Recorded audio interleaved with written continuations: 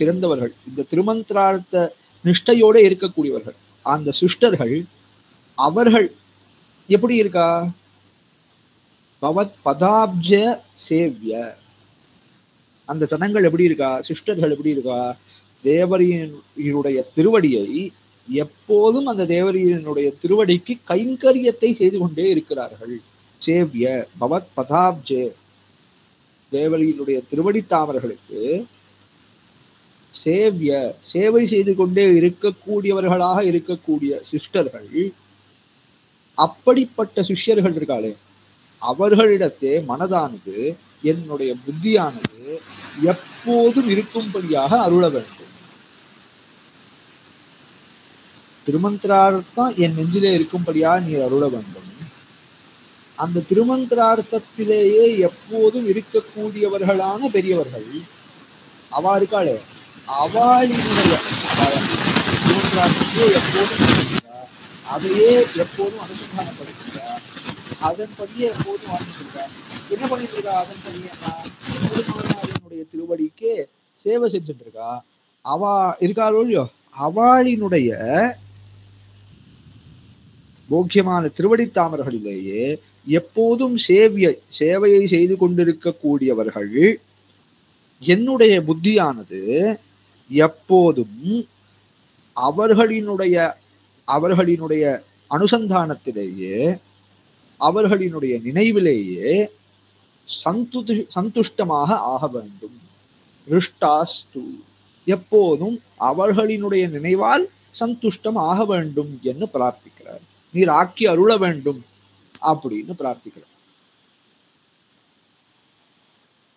புறத்தாழ்வான் போலே முதலியாண்டான் போலே இருக்கக்கூடியவர்களாக இருக்கக்கூடிய உத்தம அதிகாரிகள், அந்த அதிகாரிகள் இருக்காளே அவ என்ன பண்ணிட்டு இருக்கா? அவர்கள் எப்போதும் எம்பெருமானாரினுடைய திருவடி தாமரைகளிலேயே எப்போதும் கைங்கரியம் பண்ணிட்டு இருக்கா. அந்த கைங்கரியமானது அவ கைங்கரியம் பண்ணிட்டு இருக்கா. போனவான் எப்போதும் கைங்கரியத்திலே இருக்கா. வடுக நம்பிகள் எப்படி இருந்தார் அப்படின்னா, உன்னையறிய ஒரு தெய்வம் மத்தறியா வடுக நம்பி தன்னிலை, எம்பெருமானார தவித்து இத்தர தெய்வமே கிடையாதுன்னு இருக்கக்கூடியவரான வடுக நம்பிகள். எந்த எம்பெருமானார் யாத்திரை போறார், நம்ம ஸ்ரீரங்கத்துல பெருமாளை போய் சேவிக்க போறோம், எம்பெருமானார சேவிக்க போறோம். திவதேசங்கள்லாம் சேவிச்சார். அங்க எம்பெருமானார் சன்னதி பக்கத்துல எம்பெருமானார் திருவாராதனம் பண்ண பெருமாள் அப்படின்னு ஒரு பெருமாளை நமக்கு சேவை பண்ணி வைப்பார். பல திவதேசங்கள்ல எம்பெருமானார் திருவாராதனம் பண்ண பெருமாள், சில திவதேசங்கள்ல சுவாமி எப்போதும் திருவாராதனம் பண்ற தேவ பெருமாள் அப்படின்னு சேவை பண்ணி வைப்பா. காஞ்சிபுரத்துலயும் நமக்கு ஸ்ரீரங்கத்துல எம்பெருமானார் சன்னதியிலேயே இங்கதான் இந்த பெருமாளுக்கு தான் எம்பெருமானார் நித்தியம் திருவாராதனம் பண்ண பெருமாள் அப்படின்னு சேவை பண்ணி வைப்பா. அதுல யாத்திரைக்குன்னு வச்சிருந்த பெருமாள்னு ஒருத்தர் இருப்பார். நம்ம ஆத்து பெருமாள் இருப்பார். அதுல ஒரு பெருமாளை யாத்திரை போகும்போது பெருமாளுக்கு எந்த சோதனையும் வந்துடக்கூடாதுங்கிறதுக்காக இங்க மட்டத்துல வேற ஒருத்தர் திருவாராதனம் பண்ணுறதுக்கு நியமித்துட்டு நாம திருவாராதனத்தை விட்டுறக்கூடாதுங்கிறதுக்காக ஒரு பெருமாளை யாத்திரைக்கு திருவாராதனத்துக்கு பெருமாளை அழிச்சுட்டு போவோம். அது மாதிரி ஒரு யாத்திரை எம்பெருமானார் போயிட்டு இருக்கார். எம்பெருமானார் யாத்திரைக்கு போகும்போது வடுக நம்பிகளையும் அழிச்சுட்டு போறார். அப்போ ஒரு நதிக்கரை வர்றது, ஆத்தங்கரை வர்றது, அங்க பெருமாளை ஏழை பண்ணி அங்க அனுஷ்டானங்கள்லாம் பண்ணி அங்க பழங்கள் இருக்குன்னா அதை எடுத்து பெருமாளுக்கு நிவேதனம் பண்ணிட்டு அதை சாப்பிடறதுக்கு அமுது செய்யறதுக்கு முன்னாடி திருவாராதனம் பண்ணணும். அதுக்காக இங்க பெருமாளை ஏழை பண்ணணும் அப்படின்னு சொன்னா அந்த கூடை, யாத்திரைக்கான கூடை வச்சிருக்கார். அந்த கூடையில வடுக நம்பிகள் அப்படியே அதை எடுத்து பரப்புறார். பெருமாளுக்கு தேவையான பதார்த்தங்கள் என்னவோ அதெல்லாம் எடுக்கிறார். பெருமாளை ஏழை பண்றார். ஏழை பண்ண பார்த்தா எம்பெருமானாரினுடைய திருவடி பாதுகை அதையும் வச்சுட்டு இருக்கார், எம்பெருமானையும் ஏழை பண்ணியிருக்கார். அதை பார்த்து கேட்கிறார் எம்பெருமானார், என்ன வடுகாய், இப்படி என் திருவடி பாதுகைய பெருமாள் ஏழு இருக்கார், ஒரே கூடையில இப்படி வச்சுட்டு இருக்கிய பெருமாளோட இது தகுமா? எவ்வளவு பெரிய அபச்சாரம் இது! என் பாதுகையை எடுத்துட்டு போய் பெருமாள் பக்கத்துல வச்சிருக்கியே, எவ்வளவு பெரிய அபச்சாரம்! உடனே வடுக நம்பிகள் தெரிவித்தார், உம்ம பெருமாள் வசதினா எனக்கு எம்ம பெருமாள் வசதி. நீ உம்ம பெருமாளை அழிச்சுன்னு வரச்சே நான் என் பெருமாளை விட்டுட்டு வர முடியாது. ஏன்னா வடுக நம்பிக்கை பெருமாள்ங்கிறதே யாரு? எம்பெருமானார் தான். உம்ம பெருமாளை நீர் கூட்டின்னு வந்தீர், நான் உம்ம பெருமாளோட சேர்த்து என் பெருமாளையும் தான் ஏழை பண்ணிட்டு வருவேன். இதுக்காக தனியா அவர் கூட வைக்க முடியுமா என்ன அப்படின்னாரா. ஆக எம்பெருமானாருக்கு அவர் பெருமாளிடத்தை என்ன பிரீத்தி விசேஷமோ அதெல்லாம் இந்த மகான்களுக்கு எம்பெருமானாரினுடைய திருவடி நிலைகளிலேயே இருக்கக்கூடியதான பிரீத்தி விசேஷம். அததான் சொல்றாரு, வா திருவடியே எப்போதும் ஆசிரியித்து கொண்டிருக்கக்கூடியவர்களான சிஷ்டர்கள். அவர்கள் சிஷ்டரானவர்கள் நிரந்தரமாக அனுபவித்துருக்கா. அந்த அனுகிரகம் இருக்கோ இல்லையோ, அந்த அனுகிரகத்தோடு எனக்கு அந்த அவர்களினுடைய நிரந்தரமாக பதித்து அவர்களை போல அடியேனும் தேவரினுடைய திருவடி நிலைகளையே எப்போதும் நினைத்து கொண்டிருக்கும்படியாக அருள வேண்டும். அதனாலே சந்தோஷம் படக்கூடியவனாக அடியேனை ஆக்க வேண்டும்னு பிரார்த்திக்கிறார் இந்த ஸ்லோகத்தில். அற்புதமான ஸ்லோகம். முதல்ல இந்த ஸ்லோகத்துல இருக்கக்கூடிய சில விஷயங்களை நன்கு பார்க்க வேண்டும். திருமந்திரம் அதாலே பிரதிபாதிக்கக்கூடிய, திருமந்திரத்துல 3 அக்ஷரம் 3 சப்தம் இருக்கு, 3 வார்த்தைகள் இருக்கு. அந்த திருமந்திரத்தினுடைய சாரார்த்தத்தின்படியாக அடியேனுடைய நிஷ்டையை நீர் அனுகிரகிக்க வேண்டும். அந்த நிஷ்டையானது என்ன? அதை 2வது 3வது 4வது வரியில விளக்கிறார்.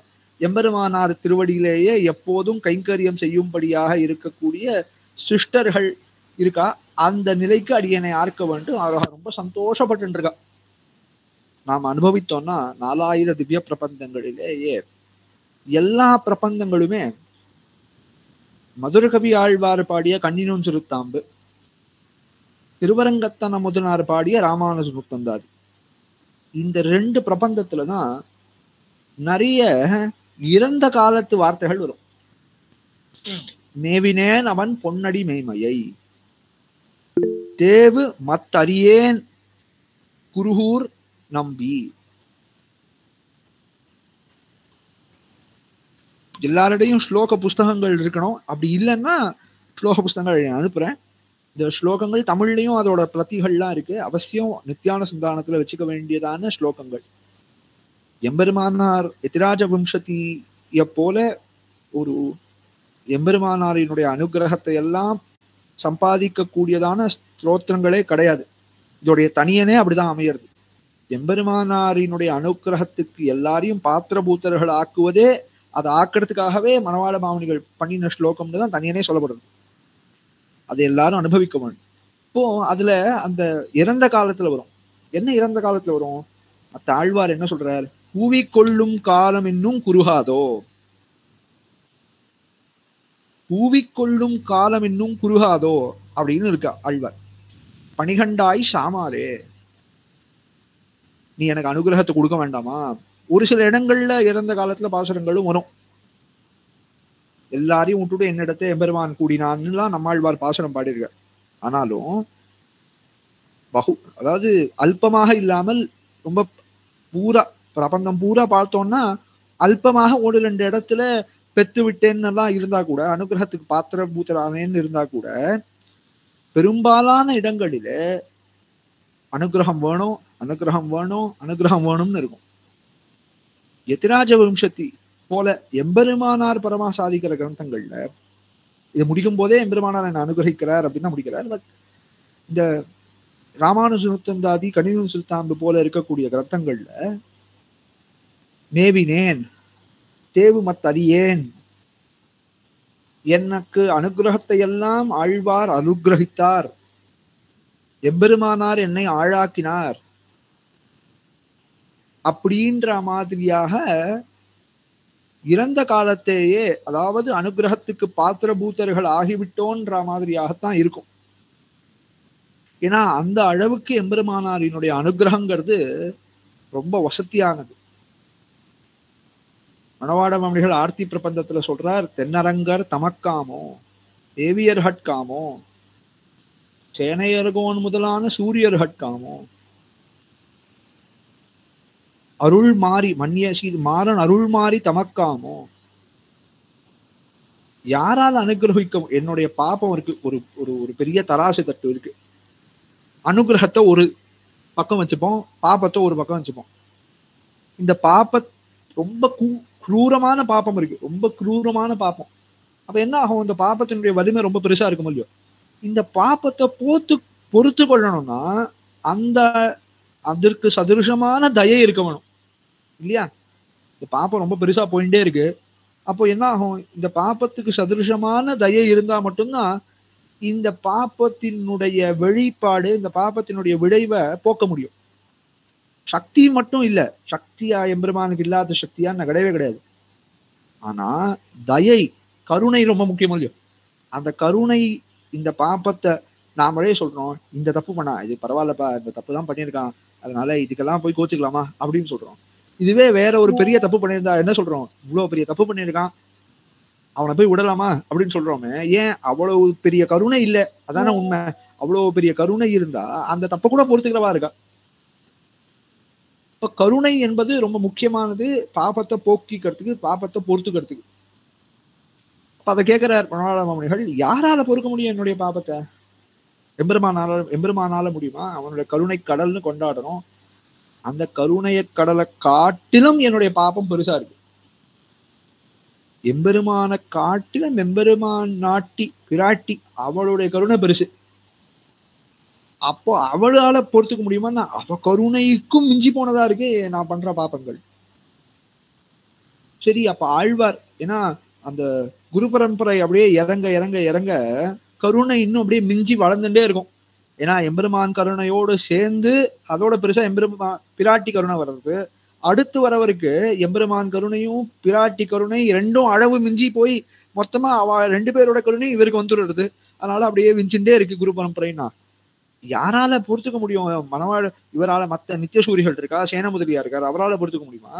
இல்ல நம்மாழ்வார் கருணைனா அவர் தான் இருக்கக்கூடிய விஞ்சிய கருணையால தான் நமக்கு எல்லாம் பாசுரம் பாடியிருக்கார். அந்த கருணை அவரால பொறுத்துக்க முடியுமான்னா அவர் கருணைக்கும் மிஞ்சி போனதா இருக்கு, என்ன அவர் கருணையை விட அதிகமா இருக்கு என்னுடைய பாப்பங்கள் அப்படின்னு சொல்லிட்டோ, எம்பெருமானாரை தவிர்த்து எனக்கு ஆள் கிடையாது, உனக்கண்ணி யான் ஒருவர்க்காவேன், உண்மை தவிர்த்து வேறு யாராலும் என்னுடைய பாப்பத்தை பொறுத்துக்க முடியாதுன்னு பிரார்த்திக்கிறார் மனோரமாமுனிவர். ஆஹா, அதெல்லாம் தெரிவிக்கிற இந்த ஸ்லோகம். இதுல திருமந்திரார்த்தத்தை எடுத்து காட்டுறார். திருமந்திரத்தாலே 3 சப்தங்கள் இருக்கு. அந்த திருமந்திரத்தினுடைய அர்த்த விசேஷத்தை எல்லாம் என்னிடத்தே நீ அதற்கெல்லாம் ஆளானவன், இந்த திருமந்திரத்தினுடைய நிஷ்டைக்கு நான் பாத்திரபூத்தனான, திருமந்திரத்தின் நிஷ்டைப்படி நான் இருக்கேன்னு ஆக வேண்டும் அப்படின்னு பிரார்த்திக்கிற ஸ்லோகம். முதல்ல திருமந்திரத்தினுடைய வைபவம் ஒரு சில வார்த்தைகள் பார்க்க வேண்டியது. திருமந்திரத்தின் வைபவம் என்ன என்பதை கொஞ்சம் பார்க்கணும். திருமந்திரம் என்ன கற்பிக்கிறது நமக்கு அப்படிங்கிறத பார்க்கணும். திருமங்கையாழ்வார், உன் திருவட்டெழுத்தும் கத்துனான் உத்ததும் உன் அடியாருக்கடிமை. நான் திருமந்திரார்த்தம் பூரா கிரகிச்சுட்டேன். கண்ணபுரத்துறை அம்மாவேன்னு, கண்ணபுரம் திருக்கண்ணபுரத்து எம்பெருமான், அவரிடத்து திருமந்திரார்த்தத்தை எல்லாம் தரிச்சுண்டு சொல்றார் திருமங்கையாழ்வார். திருமந்திரத்தை நன்னா தெரிஞ்சுட்டாச்சு. உத்ததும் உன் அடியார்க்கடிமை. அந்த திருமந்திரத்தினுடைய சாரம்னா என்ன தெரியுமோ இல்லையோ, நான் உன் அடியார்க்கடிமை, அதை நன்னா தெரிஞ்சுட்டேன் அப்படின்னு தெரிவிக்கிறேன். அப்போ திருமந்திரத்தின் அர்த்தம், சாரம் என்ன? அடியாருக்கு அடிமைப்பட்டு இருத்தல். அந்த அடியார்களுக்குள்ளே தலைவராக இருக்கக்கூடியவரான ஆச்சாரியன், அந்த ஆச்சாரியர்களுக்கெல்லாம் உபகாரக ஆச்சாரியர்கள்னு பேரு. அவ என்ன பண்றா? உத்தாரக ஆச்சாரியரான எம்பெருமானாரிடத்தே நம்ம சேர்த்து கொடுக்கிறா. ஆக எம்பெருமானாரு தான், எம்பெருமானாருக்கு அடிமை செய்வதுதான் திருமந்திரத்தின் சாரம் கொண்டாடப்படும். முதல்ல இந்த திருமந்திரத்தின் இந்த ஸ்லோகத்தினுடைய அர்த்த விசேஷம், அதோட வியாக்கியானத்துல புலலோகம் ஜீயர் திருமந்திரத்தினுடைய சீர்மையெல்லாம் முதல்ல நமக்கு காட்டுற. நாம போய் நம்ம ஒரு ஆச்சாரியனை பத்துறோம், அவர் நமக்கு பஞ்ச சம்ஸ்காரங்களை பண்ணி கொடுக்கிறார். 5 சம்ஸ்காரங்கள் என்னென்ன பண்றார் அப்படின்னா, மந்திரஹா, திருமந்திரம், துவயம், சரமஸ்லோகம், இந்த 3த்தையும் நமக்கு அதிகரிக்கிறார். ஏன்னா அது வரைக்கும் நாம மந்திரத்துக்கு அதிகாரிகள் இல்லை, ஆச்சாரிய சம்பந்தம் பெற்றதால நம்ம மந்திரத்துக்கு அதிகாரிகள் ஆகிறோம். திருமந்திர, துவய, சரமஸ்லோக 3 மந்திரங்கள் அந்த மந்திரத்தினுடைய அர்த்த விசேஷங்களை நமக்கு அனுகிரகித்து கொடுக்கணும். அடுத்து நாமஹா, நாம் இது வரைக்கும் என்னென்னவோ பேர் வச்சுட்டு இருக்கோம். சாஸ்திரியமான பேராக இருக்காது, அடியார் எம்பெருமானோட பேரா இருக்காது, ஆச்சாரியர்களின் பேரா இருக்காது, ஆழ்வார்கள் பேரா இருக்காது, ஏதோ ஒரு பேர் அப்படி வச்சுட்டு இருக்கோம். அதை போக்கி நமக்கு தாசிய நாமத்தை இடற. அடியன் ராமானுஜதாசன் வெங்கடேசன் அப்படின்னா வெங்கடேசனுங்கிற திருநாமம் எம்பெருமான் திருநாமம், அதை இடற தாசிய நாமத்தை இடறார். நாமஹா. புண்டரஹா, திருமண் நெட்டுக்கிறதுக்கு 12 திருமணம் நெட்டுக்கிறான், சமாஷ்ணம் ஆனப்புறம் திருமணம் நெட்டுக்கிறா, அதை திருமணம் நெட்டுக்கிறதுக்கு அதிகாரியாக்கி அவர் அதை நமக்கு கொடுக்கிறார்.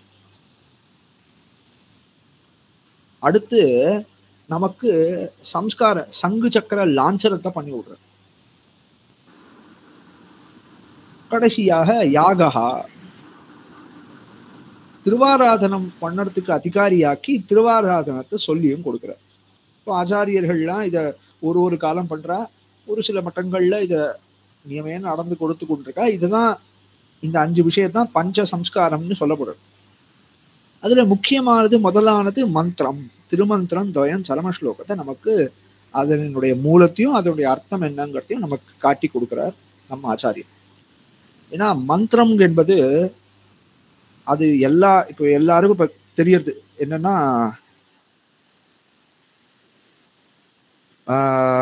எல்லாருக்கும் நம்ம மந்திரம் அப்படின்னா சாமானியமா இன்னைக்கு திருகள்லாம் ஓடுறது, எல்லா மந்திரங்களுமே இன்னைக்கு நம்ம இதுல பார்த்துன்றோம். புதுசா மந்திரத்தை ஆச்சாரியன் மூலமா தான் முக்கியம் தான் தெரிஞ்சுக்கணுமா அப்படின்னு ஒரு கேள்வி பிறகு. அது அப்படி கிடையாது. ஒரு மந்திரம் பலிக்கணும் அப்படின்னா 3 விஷயம் ரொம்ப முக்கியமானது.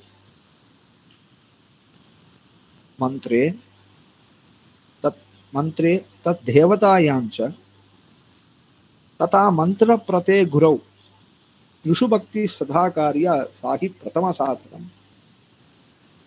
3 விஷயம் ரொம்ப முக்கியம். ஒரு மந்திரம் பலியணும், இது எல்லா மந்திரத்துக்கும் பொருந்தும், திருமந்திரம், துவயம், சரமஸ்லோகத்துக்கு மட்டும் இல்லை. சாமான்யமா யாரோ ஒரு காயத்ரி மந்திரம் உங்களுக்கு சொல்லி கொடுக்குறா, விஷ்ணு காயத்ரி சொல்றா, நரசிம்ம காயத்ரி சொல்லி கொடுக்குறா, வேற ஏதோ ஒரு மந்திரத்தை சொல்லி வைக்கிறான்னா இது 3 முக்கியம். இது சாமானியம், எல்லா மந்திரத்துக்கும் உண்டானது. அந்த மந்திரத்துல முதல்ல விஸ்வாசம் இருக்கணும். மந்திரே தத் தேவதாயாஞ்ச. இப்ப நிருசிம்ம காயத்ரி மந்திரம் இருக்கு, அதை யாரோ நமக்கு அனுகிரகித்து கொடுக்குறா, ஆச்சாரியர் அனுகிரகித்து கொடுக்குறாருன்னா நமக்கு அந்த மந்திரத்திலையும் விஸ்வாசம் இருக்கணும், நிருசிம்மன் இடத்தையும் விஸ்வாசம் இருக்கணும். ததா மந்திர பிரதே குரௌ, அந்த மந்திரத்தை நமக்கு அனுகிரகித்தவனான ஆச்சாரியன், அந்த ஆச்சாரியன் இடத்தையும் நமக்கு ஒரு பெரிய மரியாதை இருக்கவன். அந்த ஆச்சாரியனிடத்தையும் மந்திரத்தை அனுகிரகித்து கொடுத்த ஆச்சாரியனிடத்தையும் இருக்கவன். இதை புள்ளலோகாச்சார் கேட்டு யாரே ஆச்சாரியன்னா திருமந்திரத்தை உபதேசித்தவன் தான் ஆச்சாரியன்னு முடிக்கிறார். ஏன்னா மற்ற பெரிய பெரிய மந்திரங்கள்லாம் யாரோ சொல்லி கொடுக்குறா, அதெல்லாம் முக்கியம் இல்ல. சம்சார நிவர்த்தகமான பெரிய திருமந்திரத்தை உபதேசித்தவனே நேரே ஆச்சாரியன். சம்சார நிவர்த்தகம், மற்ற மந்திரங்கள்லாம் சம்சார பிரவர்த்தகம், ஆனா இது மட்டும்தான் சம்சார நிவர்த்தகம். அந்த மந்திரம் ஆகிய திருமந்திரம் அதை அனுகிரகித்தவர் யார் இருக்காளோ அவளைத்தான் நேரே ஆச்சாரியன் கொண்டாட வேணும். அப்போ நம்ம ஆச்சாரியன், நம்ம சமாஷ்டனம் பண்ணி வைத்த ஆச்சாரியன் இருக்கா. மீதி ஞானாச்சாரியன் பல பேர் இருக்கா. நாம அதோடைய அர்த்த விசேஷங்களை பல மகான்கள்கிட்ட கேட்கிறோம், பல ஆச்சாரியர்கள்ட்ட கேட்கிறோம், அவள்லாம் ஞானாச்சாரியர்கள். ஆனா நேரே நம்பெருமானார் சம்பந்தத்தை கொடுக்கறது நமக்கு சமாஷ்டனம் பஞ்சசம்ஸ்காரம் பண்ணி வைத்த ஆச்சாரியர். இவா 2 பேரிடத்தையும் விசுவாசம் இருக்கணும். ஞானாச்சாரியர்களிடத்தையும் விசுவாசம் இருக்கணும், அவர்களிடத்தையும் பிரதிபத்தி இருக்கணும். ஆனாலும் சம்சாரத்தை போக்கி கொடுக்கவரான நம்மளுடைய திருமந்திரத்தை உபதேசித்தவரான நம்ம சமாஷ்டிரன் ஆச்சாரியன் பஞ்சசம்ஸ்காரம் பண்ணி வைத்த ஆச்சாரியன் பத்து அதிசயமான பிரதிபத்தி இருக்க வேண்டும் எல்லாருக்கும் தெரிவித்தார். ஆக இந்த திருமந்திரத்துக்கு என்ன ஏத்தம், இததான் நமக்கு பஞ்சசம்ஸ்காரத்துல நம்ம ஆச்சாரியன் பண்ணி வைக்கிறார். அதுல திருமந்திரத்துக்கு என்ன ஏத்தம் அப்படின்னு நம்ம பார்த்தா அதைத்தான் தெரிவிக்கிறார். இதெல்லாம் முமுட்சு படியில புள்ளலோகாச்சார சாதித்தது. அது அப்படியே ஒரு ஆச்சரியமா நமக்கு புரியும் வண்ணம் அப்படியே அந்த திருமந்திரார்த்தத்தினுடைய விஷயங்களை சொல்வதாக நன்னா சுருக்கி காட்டியிருக்க. ஏன்னா திருமந்திரத்துக்கு முதல்ல 3 அஷ்டாட்சரி அப்படின்னு எப்படி சொல்றோம், 8 அக்ஷரங்கள் கூடியதாக இருக்கக்கூடியது திருமந்திரம். அதுக்கு 3 பதங்கள் இருக்கு. நாராயணாயேதி பஞ்சாட்சராணி, இது வேதமே சொல்லிடுத்து. ஓமித்யேகாட்சரம் நம இதி 2 அக்ஷரே நாராயணாயேதி பஞ்சா அக்ஷராணி. ஆக ஓம் ஒரு அக்ஷரம், நமஹா 2 அக்ஷரம், நாராயணஹாய 5 அக்ஷரம், இதெல்லாம் சேர்ந்த கூட்டம் தான் திருமந்திரம். அதனால 8 அக்ஷரமாய் இருக்கும். இதை எதுக்கு மந்திர ராஜம்னு கொண்டாட வேணும் அப்படின்னு கேட்டுண்டு அதுக்கு பதிலளிக்கிறார். இந்த திருமந்திரம் எம்பெருமானினுடைய மந்திரங்கள், எம்பெருமானினுடைய குணங்கள். மந்திரம் அப்படின்னா எம்பெருமான காட்டிலும் இத்தர தேவதைகளை கொண்டாடக்கூடிய மந்திரங்கள்லாம் தள்ளி கட்டிடலாம், அதெல்லாம் பேச்சே கிடையாது. அந்த மந்திரங்கள்லாம் விட்டுடணும். சம்பிரதாயத்தில் இருக்கக்கூடியவர்கள் எம்பெருமான காட்டிலும் இத்தர தெய்வதாந்திரங்களை தொழுவது என்பது மிகவும் அபசாரமானது. எம்பெருமான போல எல்லாத்தையும் கொடுக்க வல்ல தெய்வமானவன் யாரும் கிடையாது. ஏன்னா கீதையில எம்பெருமானே தெரிவித்துக்கிறான், எல்லாரும் என்கிட்ட வந்து பத்தரா அர்த்தாத்தி, ஏதாவது ஒரு அர்த்தம் வேணும்னா என்கிட்ட வந்து கேட்கறான். யாரோ ஒருத்தன் வந்து கைவல்யம் வேணுமா என்கிட்ட கேட்கறான். நொடிஞ்சு போனவன் திருப்பி பணம் வேணுமா என்கிட்ட கேட்கறான். அப்படின்னு எல்லாருக்கும் எம்பெருமான் தான் அதிகாரியாக திகழ்றான். ஆக நாம இத்தர தெய்வதாந்திரங்களை பூஜிப்பது என்பது நமக்கும் எம்பெருமானுக்கும் உண்டான சம்பந்தத்துக்கு பெறக்கூடிய பெரிய கொத்தை. அது சரி தவறுங்கிறது எப்படின்னா, ஒரு பர்த்தா இன்னைக்கு பஞ்சசம்ஸ்காரம் ஆனவன் என்ன தெரிவிச்சுக்கிறான், எம்பெருமான் என்னுடைய ஆத்மாவினுடைய சொரூபத்தை நான் தெரிஞ்சுக்கிட்டேன். அந்த ஆத்மாவுடைய சொரூபம் என்னது, எம்பெருமானுக்கு மட்டுமே, பிராட்டியோடு கூடிய நாயகனான எம்பெருமானுக்கு மட்டுமே ஆட்பட்டு இருப்பதுதான் என்னுடைய ஸ்வரூபம் அப்படின்னு அறிஞ்சுட்டேன். அதுதான் திருமந்திரார்த்தத்தால சொல்றது. அதான் தெரிஞ்சுட்டேன்னு சொல்றான். அது எப்படி போல, ஒரு பர்த்தா, ஒரு பெண்ணானவள் தன் பர்த்தாவை ஸ்வீகரித்துக்கிறா போல, ஸ்வீகரித்த பர்த்தாவுக்கும் ஒரு மனைவிக்கும் இருக்கக்கூடியதான சம்பந்தம் போல, அது எப்படி இன்றி அமையாததாக இருக்குமோ, பர்த்தாவை தவிர்த்து வேற யாரையும் மனதாலும் நினைக்க முடியாத பத்தினியா எப்படி இருப்பாளோ அப்படி எம்பெருமான் விஷயமாக இந்த ஸ்ரீ வைஷ்ணவன் இருப்பான். அதுதான் இந்த ஸ்ரீ வைஷ்ணவனுடைய லட்சணமே. ஆக இந்த மந்திர ராஜம்னு அதை ஏன் கொண்டாடுறோம், இந்த இதர தேவதைகளை பத்தின மந்திரங்கள் எல்லாத்தையும் அழைச்சி கட்டிட்டா எம்பெருமான் பத்தின நிறைய மந்திரங்கள் இருக்கு. கேசவாய நமஹா, மாதவாய நமஹா அப்படின்னு பல பல திருநாமங்களோட இந்த ஓமையும் நமகாவையும் சேர்த்தா மந்திரம் ஆயிடுறது. அந்த மந்திரங்கள்லாம் எம்பெருமானினுடைய ஒரு குணங்களை சொல்றதா இருக்கும். கேஷிங்கிற அசுரனை போக்கியவனே, விஷ்ணு சகஸ்ரநாமத்துல 1000 திருநாமங்கள் இருக்கு. நாம சன்னதிகளுக்கு போறோம், எம்பெருமானுக்கு அர்ச்சனை பண்ணணும்னு பிரார்த்திச்சோம், அஷ்டோத்திரம் சொல்லி அர்ச்சனை பண்ணணும்னு பிரார்த்தித்தா அர்ச்சக சுவாமி என்ன பண்ற, அர்ச்சனை செய்யற. அதுல 100 திருநாமங்களை வச்சு அர்ச்சனை பண்றா, 1000 திருநாமங்களை வச்சு அர்ச்சனை பண்றா, 1,00,000 திருநாமங்களை வச்சு அர்ச்சனை பண்றா. இதெல்லாம் ஒரு குணங்களை சொல்லக்கூடியதா இருக்கு. எம்பெருமானினுடைய தயையை பத்தி சொல்ற குணங்களாகட்டும், அதை வச்சு திருநாமங்கள் இருக்கு. எம்பெருமான் செய்த சேஷ்டித்தங்களை வச்சு திருநாமங்கள் இருக்கு. இதெல்லாம் தனியா வச்சுக்கணும். எம்பெருமானினுடைய வியாப்தியை சொல்லக்கூடிய திருநாமங்கள் அப்படின்னா 3. நாராயணாய, விஷ்ணு, வாசுதேவா அப்படின்ற 3 திருநாமங்கள் அந்த எம்பெருமானினுடைய வியாபகத்துவம். வியாபகம்னா எம்பெருமான் நீக்கமர எல்லா பொருள்களையும் நிறைந்திருக்கக்கூடியதான தன்மை. அந்தர்யாமியாக எம்பெருமான் இருக்கான். அந்தர்பகிஷ்டத சர்வம் வியாபிய நாராயண ஸ்திதா. அந்தஹா உள்ளேயும் வெளியேயும், அந்தர்பகி உள்ளே வெளியே எல்லா இடத்திலேயும் வியாபித்திருக்கான் எம்பெருமான். அந்த வியாபகனாக எம்பெருமான் இருக்கக்கூடிய தன்மையை சொல்லக்கூடிய மந்திரங்கள் வியாபக மந்திரங்கள்னு கொண்டாடப்படும். ஆக மந்திரங்கள் ரெண்டு, எம்பெருமானை பத்தி பாடக்கூடிய சொல்லக்கூடிய மந்திரங்கள் ரெண்டு, வியாபக மந்திரங்கள் அவ்வியாபக மந்திரங்கள். ஆக இதுல வியாபக மந்திரங்களுக்கு வசதி அதிகம். இந்த வியாபக மந்திரங்களிலேயும் விஷ்ணு, வாசுதேவ, நாராயண இந்த மூணு தான் வியாபக மந்திரங்கள். அதிலேயும் நாராயணாயா என்று சொல்லப்படக்கூடியதான வியாபக மந்திரத்துக்கு மற்ற இரண்டையும் காட்டிலேயும் வைபவம் அதிகமாக திகழ்கிறது. வியாபக மந்திரங்களை காட்டிலும் வியாபக மந்திரங்களுக்கு ஏத்தம் அதிகம். அந்த வியாபக மந்திரங்களுக்குள்ளே நாராயணாய என்று சொல்லக்கூடிய நாராயணா என்று சொல்லக்கூடிய திருநாமத்துக்கு ஏத்தம் அதிகம். அதனாலதான் இத மந்திர ராஜம்னு கொண்டாடுறோம். ஏன் அப்படி அப்படின்னா, மற்ற ரெண்டு மந்திரங்கள் வாசுதேவா அப்படிங்கிற மந்திரம் இருக்கு, அது எப்படி இருக்கு? வியாபிக்கிறான், ஜுவலிக்கிறான். வாசு தேவகா வியாபிக்கிறான், ஜுவலிக்கிறான் அப்படின்னு இருக்கு. எப்படி வியாபிக்கிறான்? எந்த பிராகாரத்தாலே வியாபிக்கிறான்? குணபூர்த்தியோடு வியாபிக்கிறானா? சக்தி விசேஷங்கள் என்ன? இதெல்லாம் சொல்லல அந்த மந்திரம். வியாபிக்கிறான், ஜுவலிக்கிறான், அவ்வளவுதான் சொல்றது. விஷ்ணு அப்படின்னா வெறும் வியாபிக்கிறான் அப்படிங்கறத மட்டும்தான் சொல்றது. ஆக நாராயணாயா என்கிற சப்தம் தான் நாரங்களுக்கெல்லாம் அயனமாக இருக்கிறான் அப்படின்னு சொல்வதால,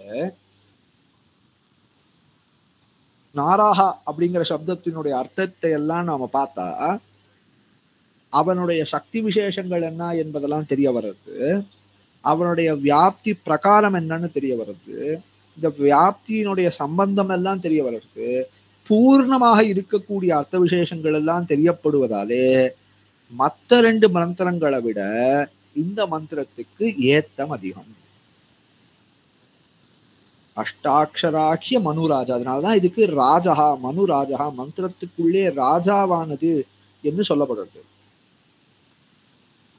அதுல 3 பதங்கள் இருக்கு. இது மற்ற மந்திரங்களோடு வசந்தது. அது மட்டும் இல்ல, ரிஷிகளும் ஆழ்வார்களும் வேதங்களும் இதையே கொண்டாடித்து.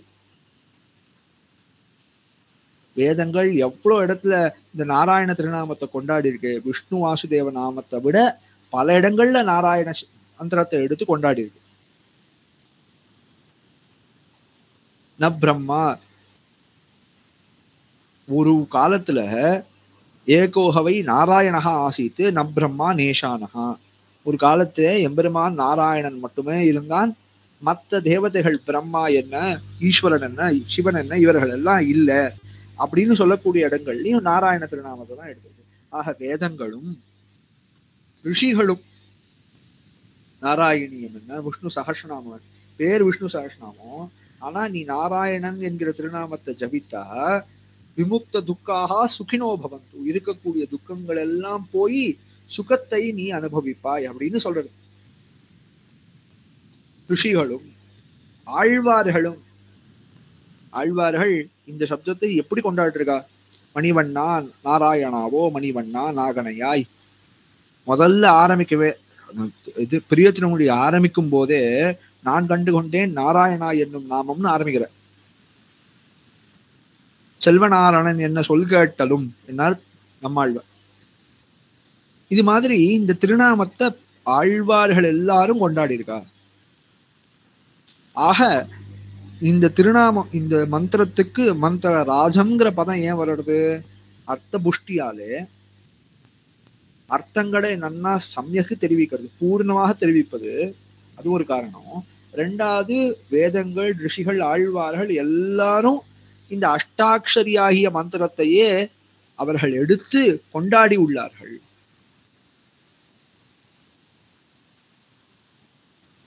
இது மட்டும் இல்ல, இந்த மந்திரம் எப்படின்னா சுதந்திரமாகவே எல்லா பலன்களையும் அழிக்கக்கூடியதான மந்திரம் இது. ஒரு மந்திரம் எப்படி படுறது, அந்த மந்திரத்தினுடைய ராசியானது அந்த மந்திரத்தை ஜபிப்பதாலே அந்த தேவத்தை சந்தோஷப்பட்டு அதனாலே இவனுக்கு பலனை கொடுக்கறதா இருக்கு. ஆனா திருமந்திரம் மட்டும் ஸ்வதஹா அதனுடைய சக்தி விசேஷத்தாலேயே பலனை கொடுக்க வல்ல சாமர்த்தியம் படைத்ததாக இருக்கக்கூடியது. நாமெல்லாம் பிரபன்னாள். நாம ஏன் இப்ப அந்த மந்திரத்தை சொல்லணும்னா போக்யத்துக்கும் காலக்ஷேபத்துக்கும். எம்பெருமான் தான் உபாயம்னு இருக்கக்கூடிய நாம இந்த மந்திரத்தை ஏன் கை கொள்றோம்? அது ஸ்வதஹா பலனை கொடுக்கும்னு தெரிஞ்சாலும் அதுக்காக அதை கை கொள்ள. எம்பெருமானை பத்தி சொல்றது கைங்கரியமா அமையிறது, பொது போக்குவதற்கு காலக்ஷேபத்துக்கு ரொம்ப போக்கியமா இருக்கு. ஆச்சாரியர்கள் இத்தை ஒழிய வேறொன்னால் காலக்ஷேபம் செய்து அறியார்கள் என்கிறார். பெரியவர்கள் எல்லாம் நம்ம ஆச்சாரியால் எல்லாம் எப்பெல்லாம் காலக்ஷேபம் பண்றான்னா எப்பெல்லாம் எந்த பிரபந்தத்தினுடைய அர்த்தத்தை எடுத்து சொல்ல வந்தாலும் இது திருமந்திர அர்த்தம் சொல்றது, இது துவயார்த்தம் சொல்றது அப்படின்னு தான் சொல்லுவாளே தவிர்த்து இதை ஒழிய இதை விட்டுட்டு காலக்ஷேபமே செய்து அறியார்கள், இதை ஒழிய வேற ஏதாலையும் காலக்ஷேபம் செய்ய மாட்டார் அப்படின்னு சொல்லப்படுறது. ஆக திருமந்திரார்த்தம் என்பது மிகவும் வசதியானது. அது ரொம்ப மந்திர ராஜம்னு கொண்டாடப்படக்கூடியதா அமையறது. ஸ்வதஹா பலனை அனுகிரகிக்க கூடியதாக அமையிறது. அது மட்டும் இல்ல, உபாயாந்தரங்களை பத்தக்கூடியவர்கள். சில பேர் கர்மயோகம் பண்ணி பரமபதம் போடணும்னு ஆசைப்படுறா, ஞான யோகம் பண்ணி பரமபதம் போடணும்னு ஆசைப்படுறா, பக்தி யோகம் பண்ணி பரமபோகம் போகணும்னு ஆசைப்பட்டாங்களா கூட அவளுக்கும் இந்த மந்திரம் உத்தேசியமா இருக்கு. ஏன்னா அவ இந்த மந்திரத்தை சொல்லி அந்த உபாயாந்தரத்துக்கு இருக்கக்கூடிய பாபங்கள், உபாயாந்தரம் பூர்ணமாக பரிபூர்ணமா ஆகாமல் இருப்பதற்கு தடையாக இருக்கக்கூடிய பாபங்களை எல்லாத்தையும் போக்கி கொடுக்கிறது. அப்படி வசந்ததாக இருக்கக்கூடியதாக இருக்கிறது இந்த திருமந்திரம்.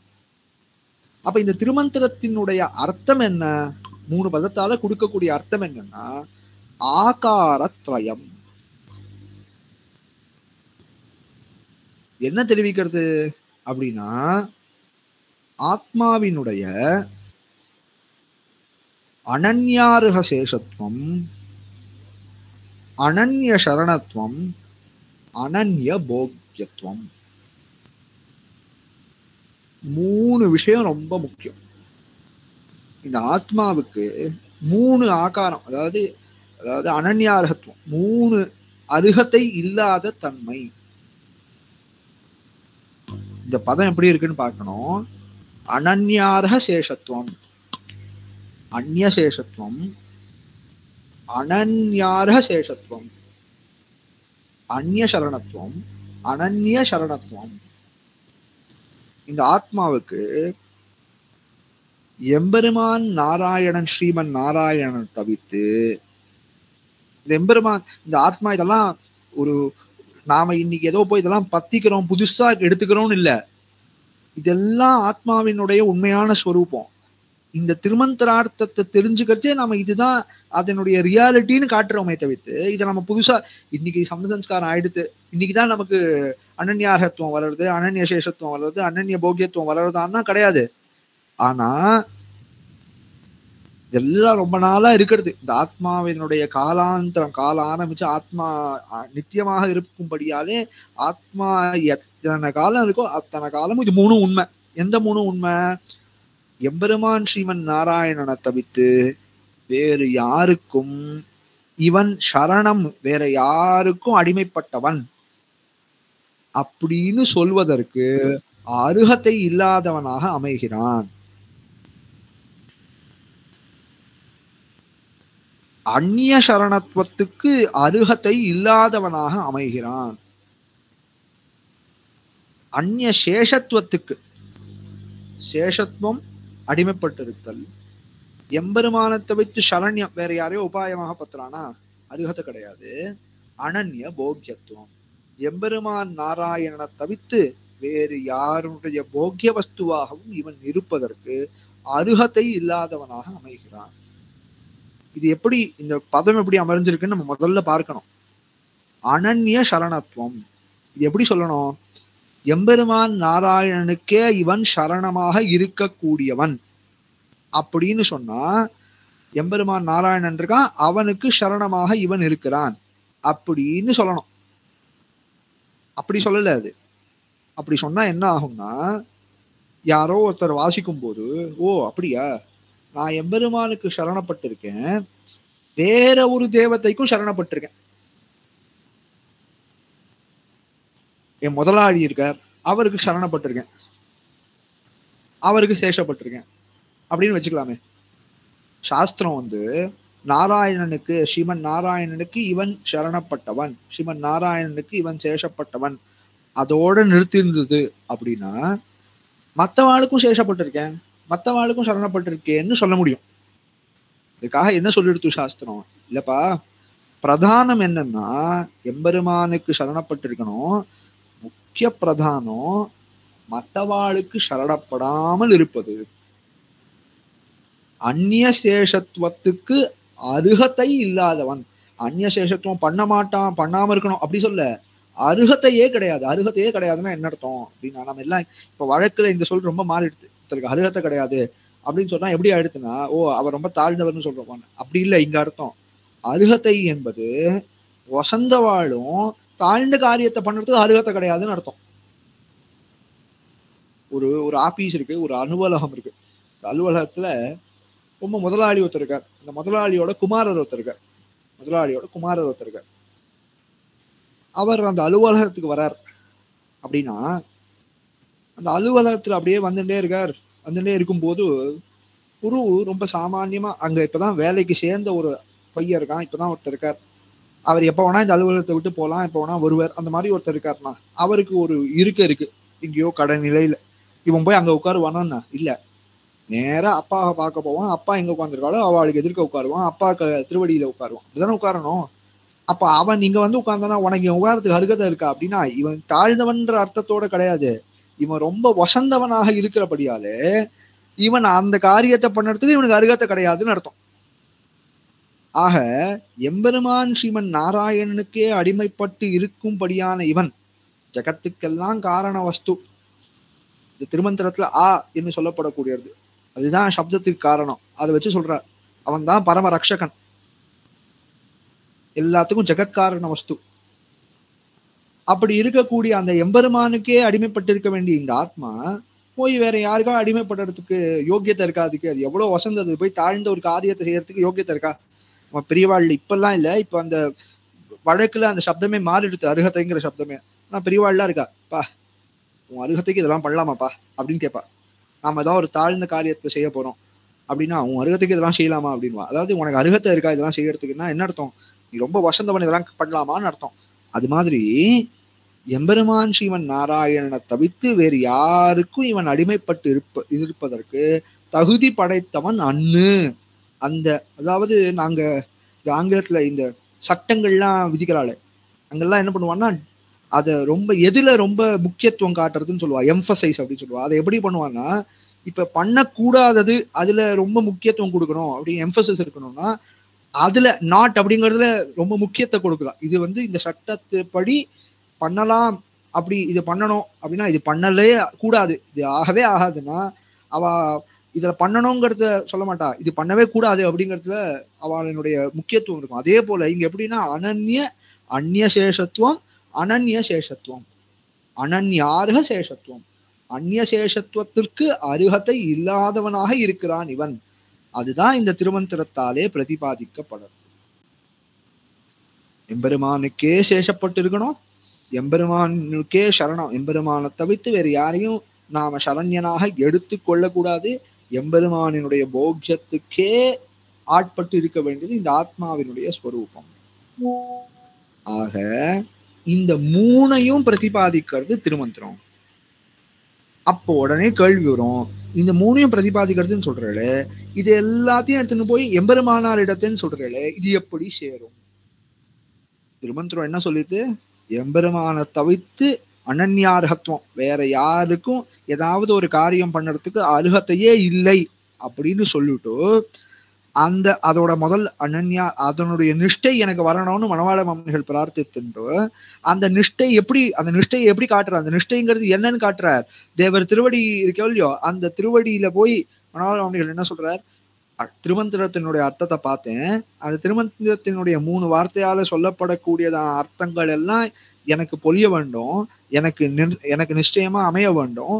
அந்த அமையறது அப்படியே வெளிக்காட்டுறார். அமையறதுன்னா என்னன்னு கேட்டுட்டா அதான் சொல்றார், நாத்த எம்பெருமானாரே உம்ம திருவடியிலேயே எப்போதும் என்னுடைய சிந்தனம் இருக்க வேண்டும். அந்த சிஸ்டர்கள் உத்தம அதிகாரிகள் அவள்லாம் உம்ம திருவடியே எப்போதும் நினைச்சுட்டு இருக்கா, அதனால சந்தோஷித்தவர்களாக இருக்கார்கள், ரொம்ப சந்தோஷப்பட்டவர்களாக இருக்கா.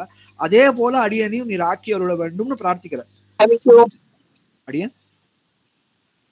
ஆக திருமந்திரத்தினுடைய அர்த்த விசேஷம் என்னன்னு பாக்குறோம். 3 எம்பெருமான் நாராயணனை தவிர்த்து வேறு யாருக்கும் இவன் சரணப்பட்டதற்கோ சேஷப்பட்டதற்கோ அவர்களுடைய போக்கியமாக இருப்பதற்கோ அருகதை இல்லாதவன்னா இப்ப எம்பெருமானார் இடத்தை கேட்கிறாள்னா அதுதான் சாரம். என்னன்னா அதைத்தான் திருமங்கை ஆழ்வார் நமக்கு விளக்கி கொடுத்திருக்கார். உன் திருவட்டெழுத்தும் கத்துனான் உத்ததும் உன் அடியாருக்கடிமை. ஸ்ரீமன் நாராயணனுக்கே சேஷப்பட்டவன் முதல் படி. ஸ்ரீமன் நாராயணனுக்கு சேஷப்பட்டவன்னா ஸ்ரீமன் நாராயணனுடைய அடியார்களுக்கு சேஷப்பட்டவன். இது எப்படி அமையும்? எம்பெருமான் என்ன சொல்லிட்டு இருக்கான், மம பிராணாகி பாண்டவாக ஞானீது ஆத்மைவ மே மதம். ஞானிதான் என்னுடைய ஆத்மா, ஞானீது ஆத்மைவ மே மதம். ஞானிதான் எனக்கு மிகவும் பிரியமானவன்.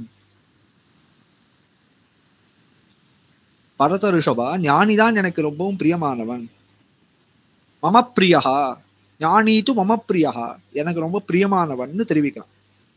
இப்போ ஒருத்தருக்கு அடிமை அப்படின்னு நம்ம சொல்லணும்னா அது அவர் பரியந்தம் நிக்காது, அவரினுடைய பத்னி பரியந்தம் போகும், அவரினுடைய குழந்தைகள் பரியந்தம் போகும், அவரினுடைய பந்துக்கள் பரியந்தம் போகும். அவருக்கு யார் மிக வசந்தவாளோ, அவர் யாரிடத்தை அபிமானப்பட்டு இருக்காரோ அவா பரியந்தம் போகும். அதுதான் சரம பர்வ நிலை.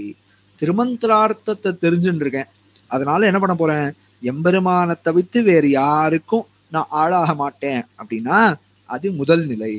அதிலே ஆந்தரமான அதனுடைய சரம நிலை, அதனுடைய சாரத்தை எல்லாம் தெரிஞ்சுட்டவா என்ன சொல்லுவா, அதைத்தான் திருமங்கை ஆழ்வார் சொல்றார். உன் திருவட்டெழுத்தும் கத்துனான் உத்ததும் உன் அடியார்க்கடிமை. திருமந்திரார்த்தம் கத்துன்னுட்டேன், அதுல என்ன சொல்றது, வேற யாருக்கும் நான் அடிமைப்பட்டவன் இல்லை, வேற யாரும் எனக்கு ரட்சகர் இல்லை, வேற யாருடைய போக்கியத்துக்கும் நான் ஆளாக போறது கிடையாது. அந்த வேறு யாரும் இல்லாதவாள்னா அப்ப யாருக்காக போறீர், எனக்காக போறீரான் நான் எம்பெருமான். உமக்காகிறதுங்கிறது முதல் நிலை, உன் அடியாருக்காவதுதான் உன்னுடைய அபிப்பிராயம், ஏன்னா உனக்கு சந்தோஷமாக இருக்கக்கூடியதுங்கிறது அதுதான். அதனால அடியாருக்கு அடிமை. ஆக அதிலே அக்ரகண்யராக அதிலே தலைவராக இருக்கக்கூடியவர் யாருன்னா சுவாமி எம்பெருமானார். அவர்தான் இதுக்கு எல்லாத்துக்கும் தலைவராக, அடியார்கள் குழாங்களுக்கும் தலைவராக இருக்கக்கூடியவர். அதனால அவரிடத்தேயே நமக்கு இந்த அஷ்டாட்சரத்தினுடைய சாரமானது அமையும். அதுக்குதான் கீழே இருக்கிறவா இந்த அஷ்டாட்சரத்தை நன்னா அறிந்தவர்கள், அவர்கள் அந்த நிஷ்டையிலே இருக்கக்கூடியவர்களான சிஸ்டர்கள்.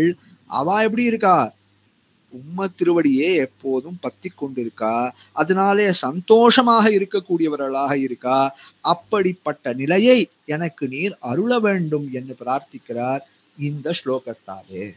ஞான அனுஷ்டான பூர்ணராய் கண்ணழிவற்று பிராப்பிய ருச்சியை உடையவர்கள். சிஸ்டர்கள்னா யாருன்னு சொல்றார், ஞான அனுஷ்டான பூர்ணராய்.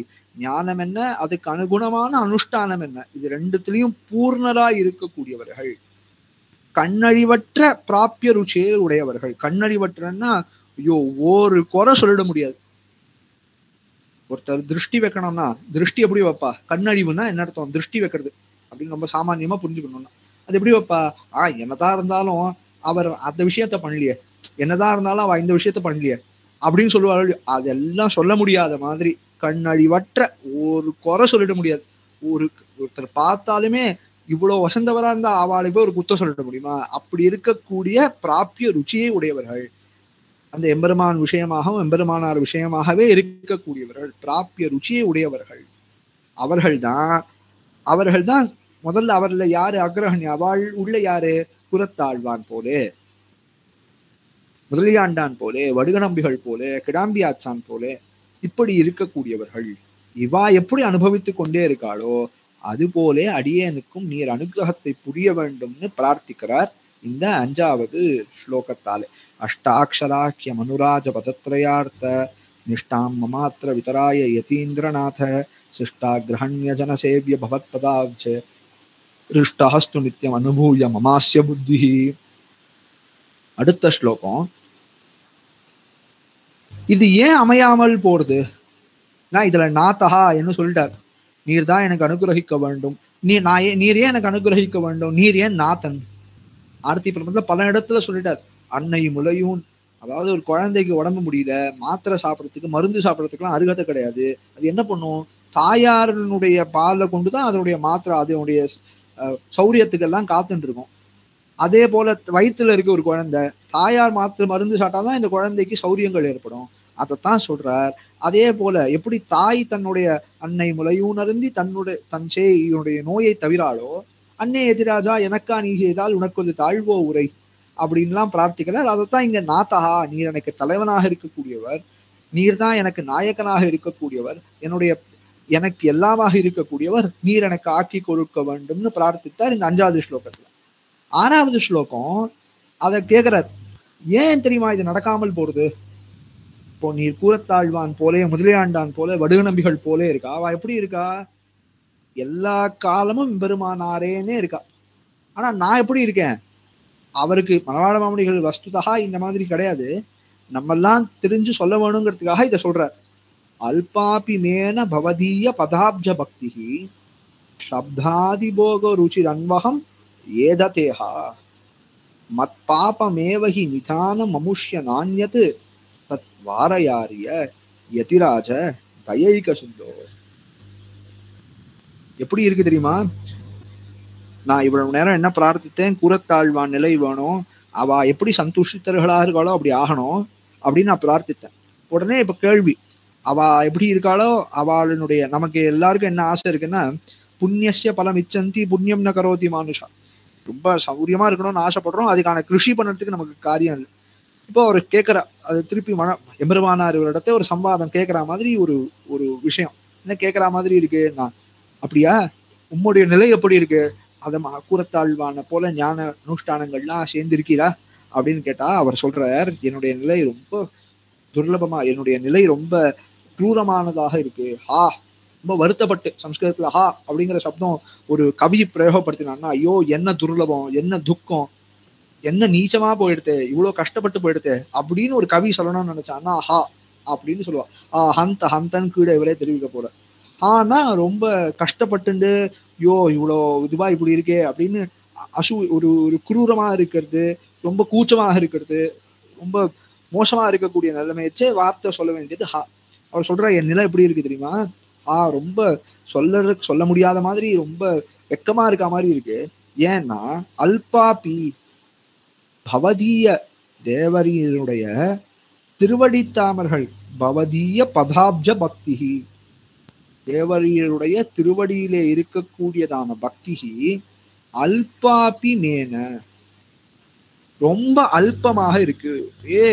எப்போதும் எம்பெருமானாரையே நினைத்து கொண்டிருக்க வேண்டியவனான நான் எப்படி நினைக்கிறேன்னா, ஒரு க்ஷண காலம், இப்ப நம்ம எல்லாம் பார்த்திருப்போம், இந்த ஜபங்கள் பண்றதுக்காக உட்கார்றோம், எம்பெருமானை பத்தி நினைக்கிறதுக்கு ஸ்தோத்திரங்கள் சொல்றதுக்குன்னு உட்காருவோம்.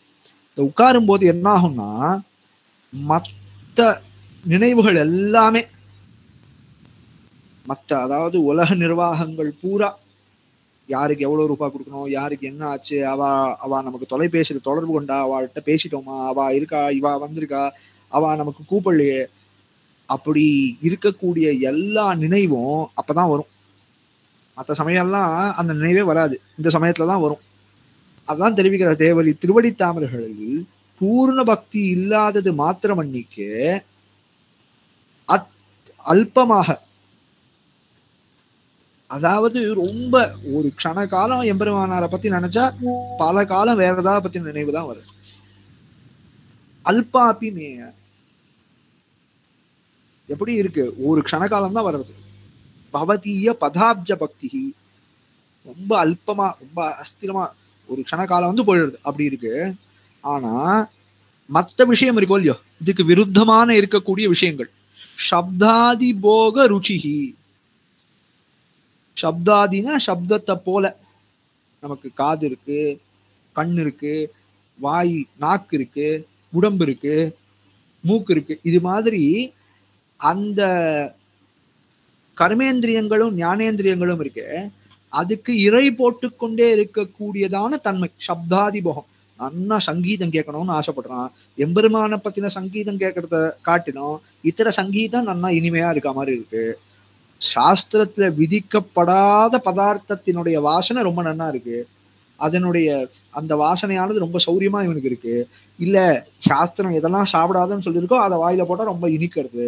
ஆக இந்த போக்கியமானது இந்த சாப்பிட்றதுக்காக புபுட்சுகு, நம்ம எல்லாம் எப்படி சொல்லிக்கிறோம்னா புபுட்சுகு அப்படின்னு சொல்லிக்கிறோம்.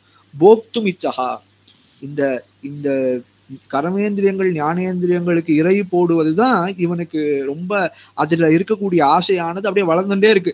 கீதையில கண்ணன் தெரிவிக்கிறான், இது வந்து ஒரு தீ மாதிரி. நீ வந்து இந்த கர்மேந்திரியங்களுக்கும் ஞானேந்திரியங்களுக்கும் இறை போட்டு முடிச்சிட முடியும்னே கிடையாது.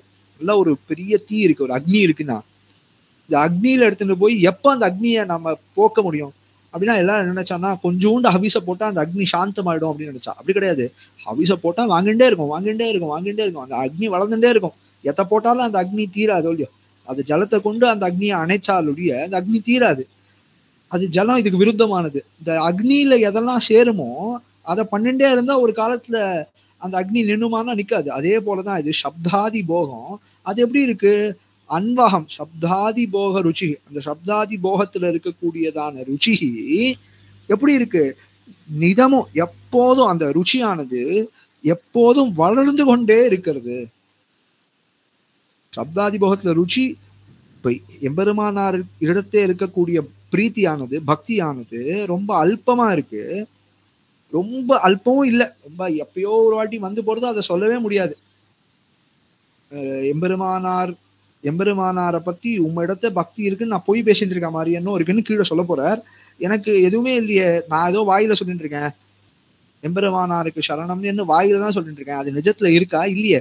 தேவரிடத்தே இருக்கக்கூடிய பிரீத்தியானது இல்லைன்னா அல்பாப்பின ரொம்ப அஸ்திரமா இருக்குன்னே சொல்ல முடியாத மாதிரி இருக்கு. இல்லைன்னு தான் சொல்ல வேணும். அதை அப்படி இருக்கு.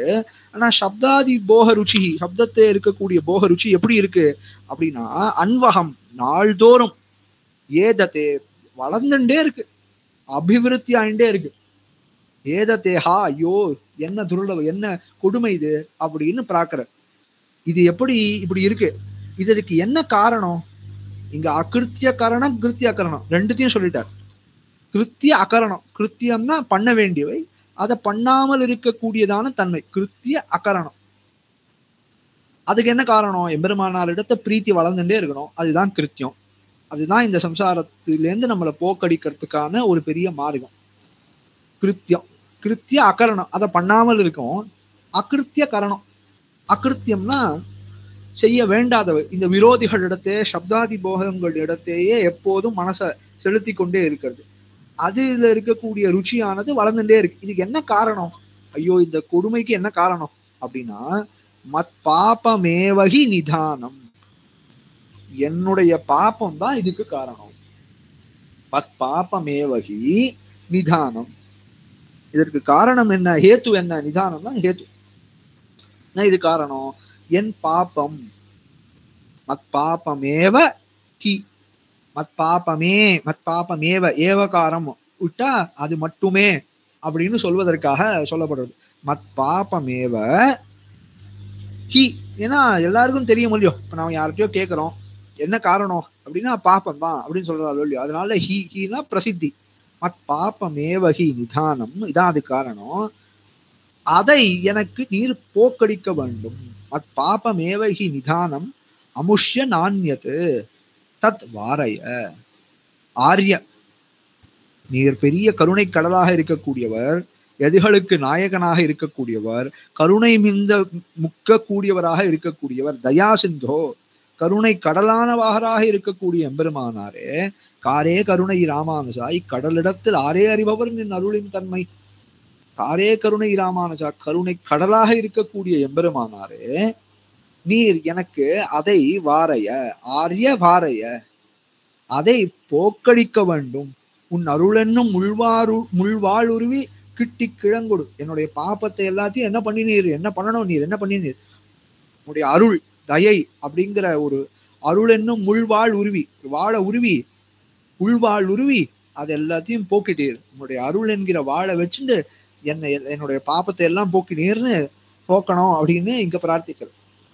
தயையை கொண்டு நீர் போக்கடிக்க வேண்டும். வாரைய, அதே எனக்கு போக்கடிக்க வேண்டும். அமுஷ்ய நாண்யத்து, அதை போக்கடிக்க வேண்டும். தத் வாரைய, அதை போக்கடித்து அருள வேண்டும். ஆரியவனாக இருக்கக்கூடிய எம்பெருமானாரே, அதை போக்கடித்து நீர் அருள வேண்டும்னு பிரார்த்திக்கிறார் இந்த ஸ்லோகத்தார்.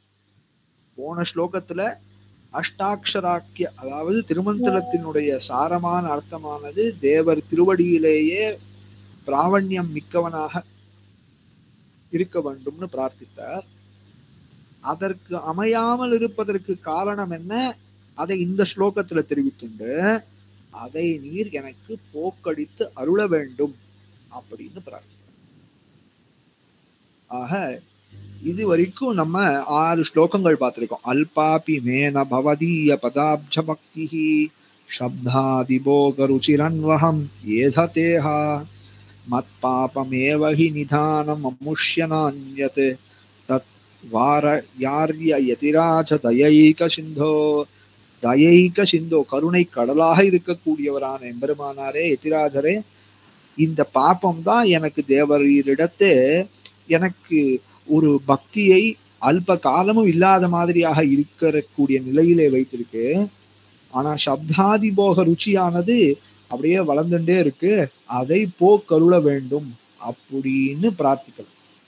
இதுக்கு அடுத்த 4 ஸ்லோகங்கள் அவர் இந்த பாப்பத்தினுடைய காரணமாக இருக்கக்கூடியதான அவருடைய விருத்தி, நான் எப்படி இருக்கேன்னு தெரியுமான்னு நைச்சியத்தை அனுசந்தானம் பண்ணிக்கிறார்.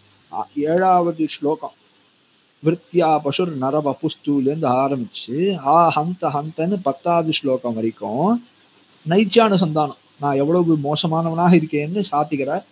அதனுடைய அர்த்த விசேஷங்கள் என்ன, அது மனவாளவணிகளுக்கு என்னைக்கும் பொருந்தாது. இது நாமெல்லாம் கேட்டுக்கிறதுக்கேன்னா, இப்போ நம்ம ஸ்தோத்திர ரத்னம்லாம் பிரார்த்திச்சோம்னா அவர் சொல்லுவார், நான் தர்மனிஷ்டோஸ்மி, எனக்கு ஆத்மவேதி, நான் ரொம்ப மோசமானவனாக இருக்கிறேன், எனக்கு எதுவுமே நான் சாஸ்திரத்தின்படி வாழாமல் இருக்கிறேன் அப்படிலாம் தெரிவிக்கிறாளே. இதெல்லாம் நம்ம ஆச்சாரியாளுக்கு பொருந்தாது. இவா எதற்கு இதெல்லாம் சொல்லிக்கிறான்னா, அவர் மனவாள எம்பெருமானார் கத்தியத்திரயத்துல பிரார்த்திக்கிறார், என்னுடைய பகவத அபச்சார, பாகவத அபச்சார, அசக்கிய அபச்சாரங்களை எல்லாம் போக்கி கொடுக்கணும்னு பிரார்த்திக்கிறார். இதெல்லாம் அவளுக்கு இருக்க போறதுதான் அதுக்காக அவ பிரார்த்திக்கிறாளா? கிடையாது. அவள் நமக்கு எப்படி நம்ம அபச்சாரத்தை போக்கிக்கணும்னு கூட கேட்க தெரியாது. அதுக்காக அபச்சாரங்களே இல்லாதவர்களாக இருக்கக்கூடியவர்களும் தங்களுடைய ஸ்லோகங்கள்லயும் ஸ்தோத்திரங்கள்லயும் இப்படி அபச்சாரப்பட்டிருக்கேன் அவ ரொம்ப நைச்சானுசந்தானம் பண்ணிட்டே இருப்பா. எவ்வளவு பெரிய ஞான வைராகியம் இருந்தாலும் போராத மாதிரியே இருக்குன்னு அவர்களுடைய நிஷ்டை இருக்கு. அது ஒரு காரணம். 2வது அவர்களுடைய கருணை, நம்ம எல்லாம் அதை எப்படி கேட்கணும்னே தெரியாதவர்களாக இருக்கும். அதற்காகவும் நாம கேட்டதுக்கு நம்ம கேட்க தெரியாது. நம்ம எம்பெருமான இடத்தவே போய் கேட்டா நம்ம பெரிய காரியம் பண்ணிட்டோம், இன்னைக்கு இவ்வளவு நாள் விமுகனாக இருந்து இன்னைக்கு அபிமுகனா போய் பெருமாள் முன்னாடி நிக்கச்சே கூட நம்ம என்ன சொல்லுவோம், சுவாமி நான் வந்துட்டேன், நீர் காப்பாற்றணும்னு சொல்லுவோம். இவ்வளவு நாள் இவ்வளவு பாபம் பண்ணிருக்கேன், நீர் சமித்தருடம்னு பிரார்த்திக்க கூட நமக்கு தெரியாதுங்கிறதுனால அது எல்லாத்தையும் நமக்காக அவாடே பண்ணிட்டு போயிட்டா. அதைத்தான் 7வது ஸ்லோகத்துல இருந்து 10வது ஸ்லோகம் வரைக்கும் காட்ட போற. அதை அடுத்த ஞாயிற்றுக்கிழமையோ இல்லை அதுக்கு முன்னாடி ஒரு நாளோ வச்சுக்க முடியும்னா அன்னைக்கு வச்சுண்டு அதனுடைய அர்த்த விசேஷங்கள் என்ன என்பதை நாம பார்க்கலாம். இப்போ ஏதாவது சம்சயங்கள் இருந்தா நம்ம என்ன சம்சயங்கள் இருந்தாலும் அதை கேட்கலாம். இன்னைக்கு பார்த்த 2 ஸ்லோகங்கள்ல இல்ல திருமந்திரார்த்தத்துல இருந்தா கேட்கலாம். கேட்டுட்டு அடுத்த வாரத்திலிருந்து இந்த அடுத்த ஸ்லோகங்களினுடைய அர்த்த விசேஷங்கள் என்ன என்பதை பார்க்கலாம். ஆழ்வார் எம்பெருமானார் ஜியத்திருவடிகளே சரணம். நாராயணமங்கல் திருவடிகளே சரணம். அடேன் சுவாமி, தேவரி சாதிச்சது நன்னா புரிஞ்சது சுவாமி. நல்லா புரிஞ்சது. போக்கியமா இருக்கு சுவாமி. அடியேன் சுவாமி.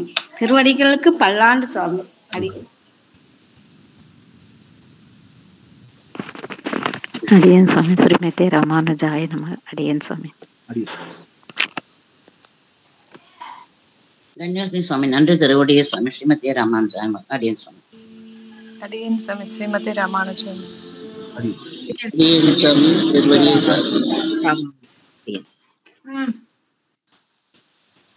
அடியேன் ஸ்ரீமதே ராமானுஜாய நமः. அடியேன் சுவாமி. ஸ்ரீமதே ராமானுஜாய நமः. அடியேன் சுவாமி. சுவாமி. ஸ்ரீமதே ராமானுஜாய நமः. அடியேன் சுவாமி. ஸ்ரீமதே ராமானுஜாய நமः. அடியேன் சுவாமி.